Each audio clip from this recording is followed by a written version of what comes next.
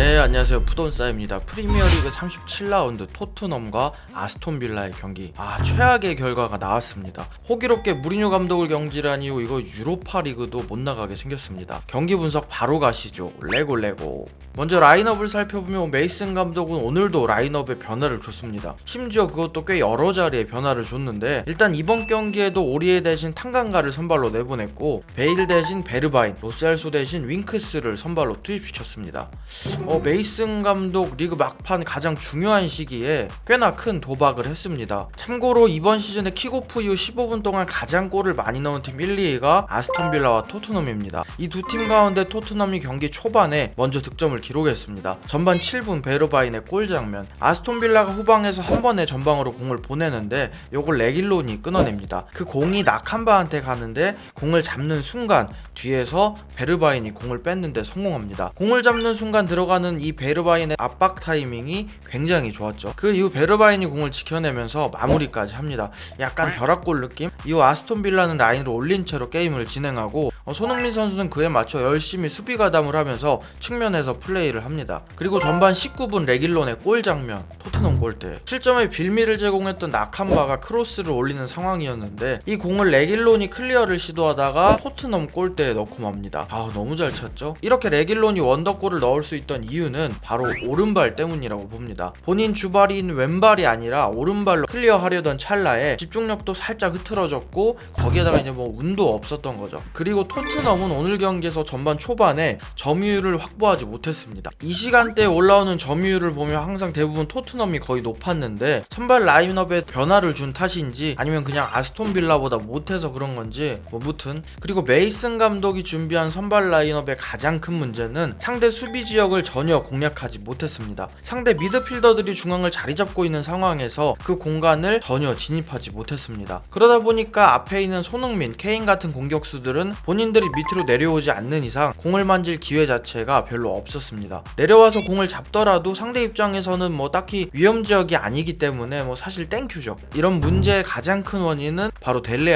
알리 같은 공격형 미드필더를 기용하는 가장 큰 이유는 상대 수비와 미드필더 사이에서 공격수에게 공을 연결시켜주는 임무가 첫 번째입니다. 메이슨 감독은 선수들의 포지셔닝을 제한하지 않고 최대한 자율성을 부여하는 편인데, 알리가 너무 자유로웠는지 아예 3선으로 내려오는 경우가 많았습니다. 이렇게 알리가 내려오는 순간 후방에서 공은 편하게 만질지 몰라도 당장 본인이 있던 전방에서는 숫자가 한 명 줄어버렸기 때문에 더더욱 공받을 사람이 줄어들고 공이 가더라도 숫자 싸움이 힘들어지는 거죠. 그리고 전반 38분에 토트넘이 두 번째 실점을 합니다. 이번에도 문제는 레길론이, 사실상 레길론이 MOM이죠. 후방 빌드업 상황에서 문제가 발생했는데, 레길론이 한 번에 길게 전방으로 공을 보내는 과정에서 상대 선수에게 걸리자 알리가 공을 받으러 좀 더 내려갑니다. 레길론은 올타쿠나하고 알리를 주는데 이게 또 상대한테 걸리고 공이 와킨스한테 갑니다. 와킨스는 다이얼을 버텨내면서 마무리. 자책골 때문인지 레길론의 멘탈이 완전히 나간 것 같죠.